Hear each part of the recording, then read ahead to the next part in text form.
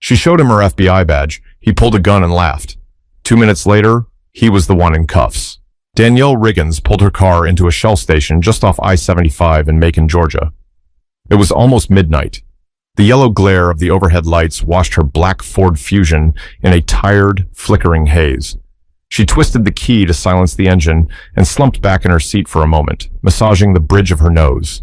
It had been a 14-hour surveillance shift, and every part of her body begged her to clock out, get home, and collapse. She wore jeans and a loose gray hoodie. Nothing about her screamed federal agent at a glance. Her FBI badge was clipped to her belt, partly hidden by her hoodie.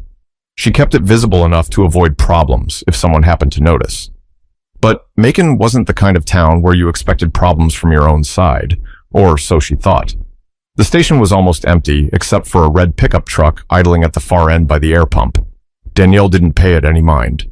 She grabbed her debit card, ready to fill up and get moving, but then she saw flashing blue and red lights strobing across the rearview mirror. She frowned. No sirens, just lights. A patrol car rolled in slow and heavy behind her, crunching over loose gravel. She didn't recognize the department. Definitely local, though. Not federal, not state. She reached instinctively for her badge to make sure it was more visible.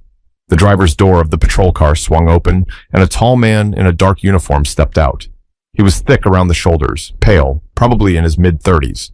His name patch read Lasker. His hand hovered near his holster as he approached her. Danielle rolled down her window halfway, already flashing her badge with 2 fingers. "Evening, officer," she said, trying to sound calm but firm. "I'm Special Agent Danielle Riggins with the FBI. What's the issue?"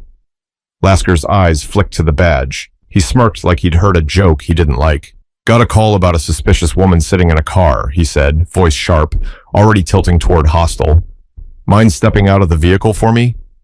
Danielle blinked. Suspicious woman? Sitting in a car? In a public gas station? "Sir, with respect, I'm an agent in the middle of an assignment. I can provide full ID if needed. There's no cause for a stop," she said, keeping her hands in clear view, but Lasker didn't back off. His hand slid fully onto his holster now. "You heard me," he barked. "Step out. Now." Danielle's heart kicked against her ribs.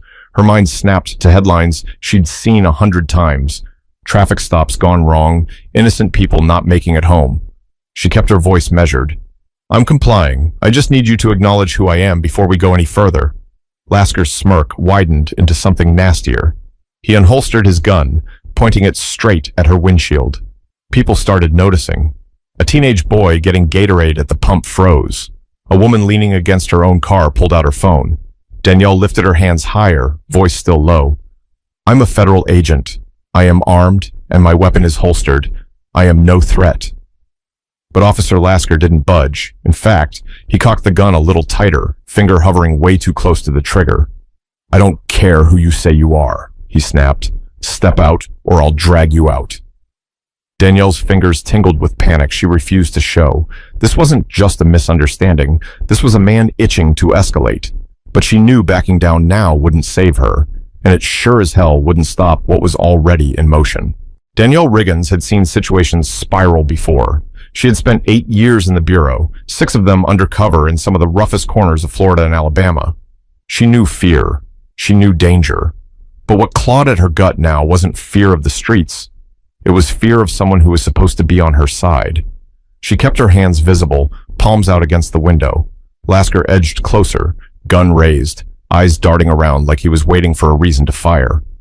In those seconds, Danielle's mind flipped back through everything that had brought her here. Growing up in Little Rock, Arkansas, she'd watched her father, a quiet, proud Army veteran, get stopped in his own neighborhood more times than she could count. No weapon, no crime, just suspicion. Her mother used to keep a wallet full of laminated ID cards ready for him, just to make those moments end faster. Danielle had sworn she would be different. She wouldn't just carry a badge. She would make the badge mean something. But here she was, a black woman in jeans and a hoodie sitting in a car, and suddenly none of it mattered. From the corner of her eye, Danielle saw more people stopping to watch. Someone was filming now. She wanted to shout to them, "Keep recording, don't stop." But she couldn't move without risking Lasker pulling that trigger. "Officer," she said again, slower, firmer, "I am Special Agent Riggins, FBI. My identification is on my left hip. My firearm is secured. I am reaching for nothing. Lasker scoffed, like the title Special Agent meant less than nothing to him. His stance widened. His free hand yanked at the door handle. Out, he barked. Now. Danielle didn't move. Instead, she made a decision. She was trained for this. She had walked drug dens armed with nothing but a wire and her wits. She could handle one angry cop. Sir, I am required by federal protocol to announce my identity and role before following a non-consensual command. You are escalating a lawful identification into a wrongful detainment, she said, the words steady, clipped, straight from the Bureau's handbook. Lasker leaned down, peering into the car. His lips curled. You think flashing a fake badge and some big words makes you special? He said. You're just another liar trying to play the system. Danielle's chest tightened, but she forced herself to stay still. She didn't blink, didn't twitch. This wasn't about protocol anymore. This was about survival. But deep inside, she knew that surviving tonight would take a lot more than words, and this man had already decided who he thought she was. Lasker's face twisted, and without another word, he yanked open the car door with his left hand, still keeping the gun aimed in his right. The cold air hit Danielle like a slap. She raised her hands even higher, slowly shifting her legs out of the car, every move exaggerated to show she wasn't reaching for anything. I'm exiting the vehicle as ordered, she said, voice clear, carrying just enough to be heard by the growing crowd. I am complying. Lasker didn't acknowledge her. His eyes darted down to her belt, where her badge gleamed under the station lights. You think you're slick? He said, voice dripping with contempt. Got yourself a shiny little toy off the internet, huh?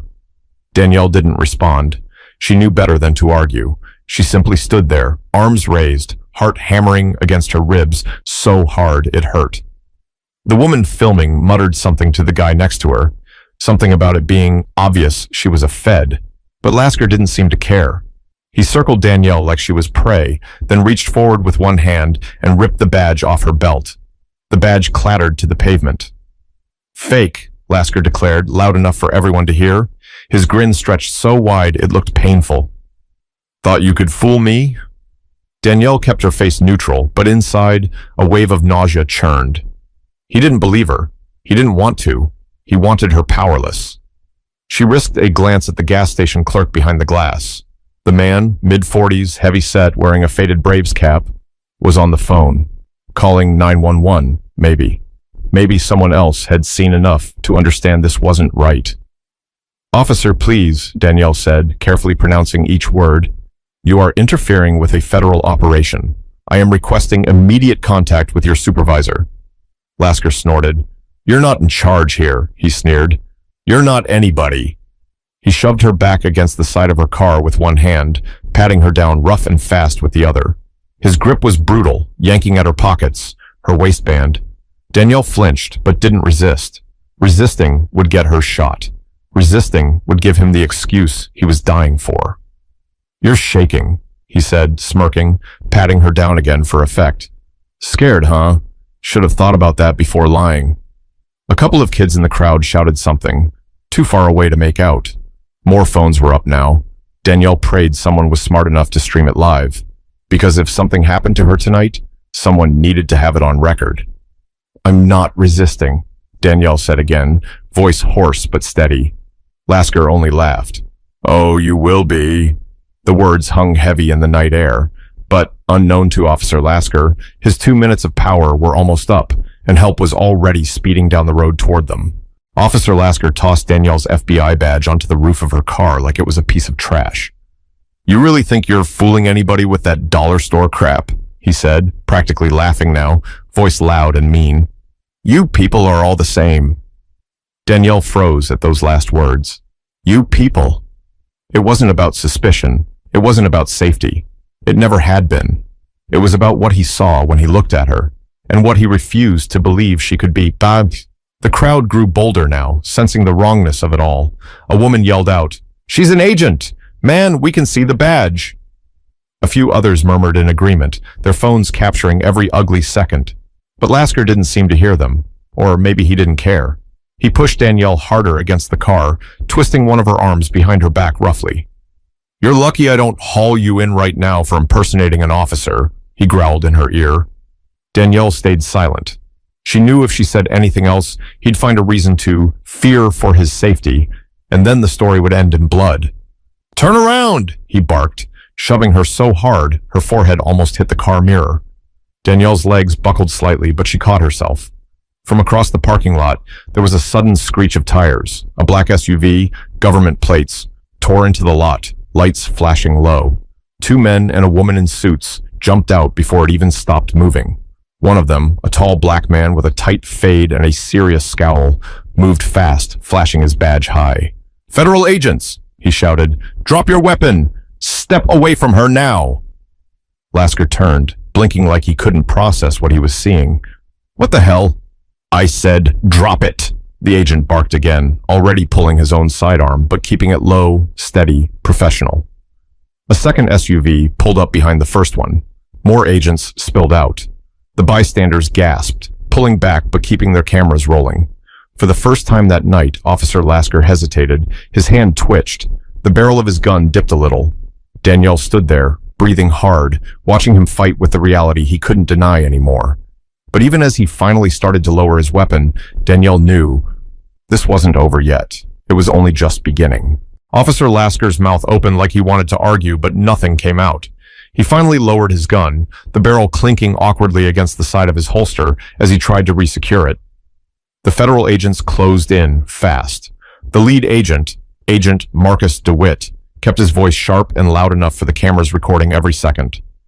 You are hereby ordered to disarm and step away from Special Agent Danielle Riggins, he said, pulling a set of flex cuffs from his belt.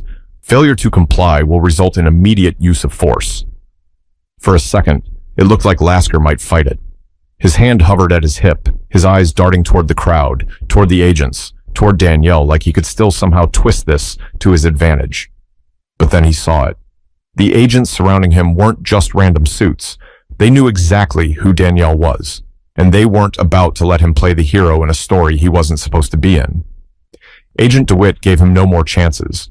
In 2 quick strides, he grabbed Lasker's wrist, twisted it behind his back, and snapped the flex cuffs into place. Lasker stumbled forward with a grunt, his face burning red. You can't arrest me, he barked, straining against the cuffs. I'm a cop. I was doing my job. You detained a federal agent without cause, pulled a firearm without lawful justification, and obstructed a federal operation, DeWitt said calmly, like he was reading from a manual. You're under arrest, pending full investigation. The crowd erupted, cheers, shouts. A couple people laughed, a harsh, bitter sound that carried all the way across the gas station lot. Danielle leaned against the side of her car, finally letting herself breathe. Her knees trembled from the adrenaline still surging through her, but she forced herself to stand tall. She wouldn't give Lasker the satisfaction of seeing her broken.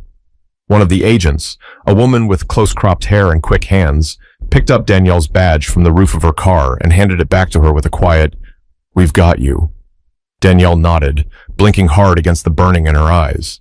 Lasker kept shouting as the agents led him toward one of the black SUVs, but nobody was really listening anymore. The narrative he thought he controlled had slipped away from him, and the cameras caught every second of it. But even with Lasker cuffed, Danielle knew the real battle wasn't just about one night at a gas station. It was about a much bigger fight that would take a lot longer to win. The gas station lot cleared slowly after that. Some people hung around, still filming, hoping to catch one last moment. Others simply shook their heads and left, talking low among themselves about what they'd just witnessed. Danielle sat on the curb, her hands steady now, but her mind racing. Agent DeWitt crouched beside her, keeping his voice low and gentle. You did everything right, he said. You stayed calm. You survived. Survived. That word hit her harder than anything else had tonight. In the bureau, they drilled you on survival, tactical awareness, threat assessment, split-second decisions. But nothing prepared you for the exhaustion of surviving while being seen as the enemy by the people who were supposed to be allies. She nodded stiffly, tucking her badge back onto her belt where it belonged. Across the lot, Lasker sat slumped in the back seat of one of the federal SUVs. Head down, no more fight left in him. His radio squawked uselessly on the ground near the curb where it had fallen during the scuffle. A local sheriff's supervisor had finally arrived. a stocky man with thinning hair and deep lines etched into his forehead. He didn't even try to defend Lasker, just shook his head, murmured something about pending investigation, and agreed to take custody once the feds finished paperwork. Danielle watched it all with a strange, hollow feeling in her chest. There would be reports, hearings, maybe even charges if the Bureau pressed hard enough. The body cam footage would be pulled, dissected, broadcasted on the evening news until people picked sides, those who saw her as the victim and those who would still find a way to blame her. She knew the cycle too well, and she was tired. But when Agent DeWitt offered her a ride back to the field office, she shook her head. "I'll drive," she said quietly. I need to finish the day on my own terms." He hesitated, then gave a small nod. Danielle climbed back into her car, hands steady on the wheel. She pulled out of the gas station lot without looking back. She didn't need to see Lasker again. She didn't need to see the crowd. She had survived. And tomorrow, when the world saw what happened, maybe someone somewhere would believe her story. Not because it made the news, but because they knew it could have been them too. But as she merged onto the highway, Danielle knew survival wasn't the victory. Living with dignity was. And that's exactly what she intended to keep doing.